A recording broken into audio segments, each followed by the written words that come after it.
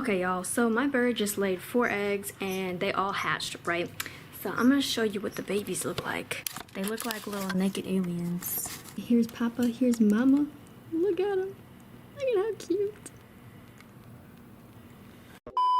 Tea. I guarantee you've heard of it before, and you most likely have had a cup of tea at least once in your life, but you might not have known that there are different variations of teas and different styles of teas and different ways to make teas that have a drastically different effect on your health. So in today's video, I'm going to be teaching you about 5 types of teas and what they do for your body, how they're made, and what they're consisted of, how much caffeine they have, and how good they are for you, and what they're really going to be targeting within your body, so you know what teas to buy to have the most optimal effect on your health and your personal goals. So without further ado, let's just get on to tea type number 1.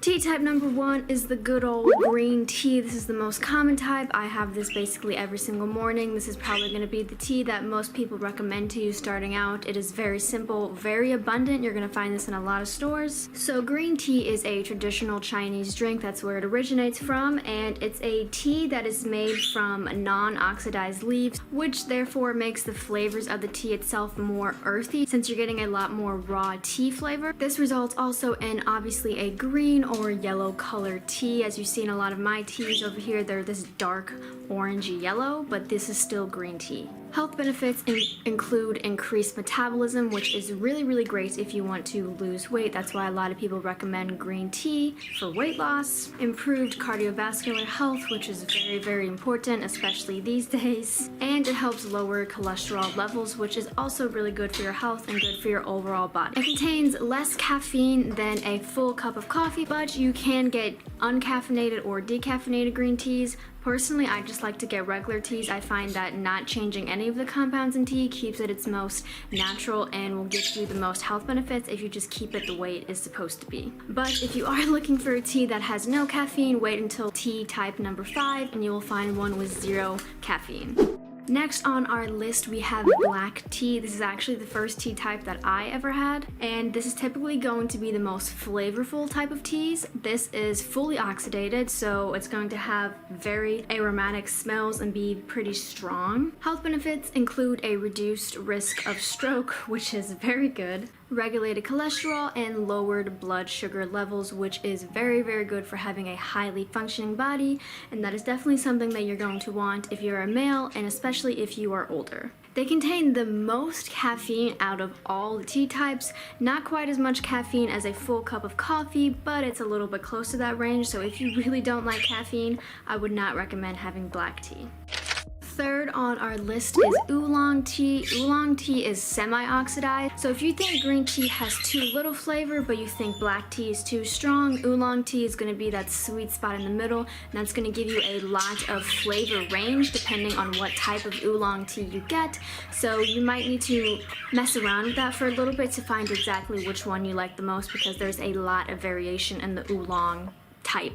Health benefits include a reduced risk of diabetes, and it's loaded with antioxidants, which is super good for fighting off infection and inflammation, and is definitely what you need to have a healthy, functioning body that's capable of fighting off any illness. It contains less caffeine than black coffee, but slightly more caffeine than green tea, so yet again, it's just right in that sweet spot of caffeine.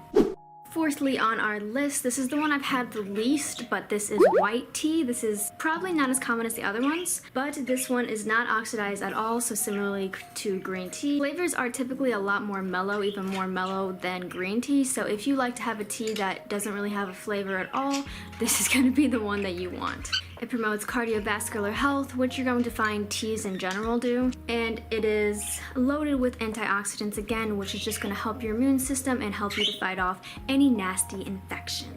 It contains the least amount of caffeine out of all the tea types, so if you want to have caffeine but you don't want to be overloaded, this is going to be a good choice for you as well.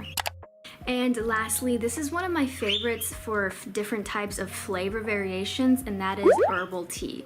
Now, herbal tea is basically a catch-all term for any type of tea that doesn't contain actual tea leaves, therefore making this one totally caffeine-free. It's created by steeping spiced herbs and other plants, giving this a large variety in flavor. One of my favorites is hibiscus and chrysanthemum. Those are some amazing herbal teas, but especially hibiscus. If you love a sweet, fruity taste, then you are totally going to love herbal teas because there's just so much you can do with them. It's a great stress reliever. It aids in digestive health, which is really good if you find that you're bloated a lot, and it's good for any colds and illnesses, yet again fighting off infection, which is great if you are sick all the time or you find that you have a pretty weak immune system. Drinking this can help you just enough.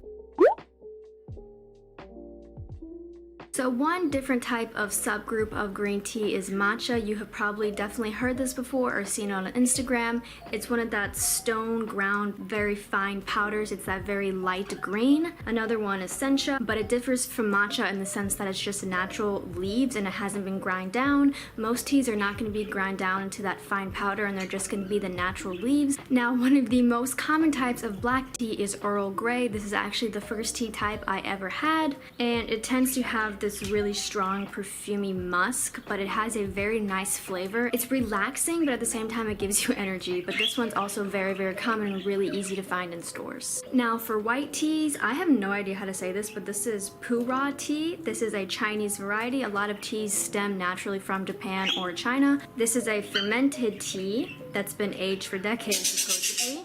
And this is one of the most common types of white teas. It aids in digestive health and has been proven to be anti-inflammatory, which helps alleviate joint pains. And anti-inflammatories are really good for preventing disease in the body, since the #1 leading cause of disease is inflammation. So if you can find any way to alleviate that, that is also something you really want to be looking for.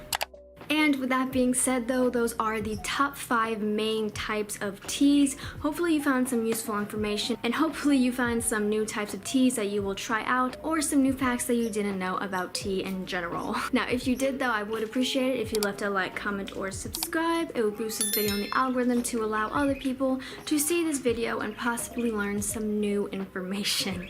But thank you so much for watching, and until next time, have a beautiful day.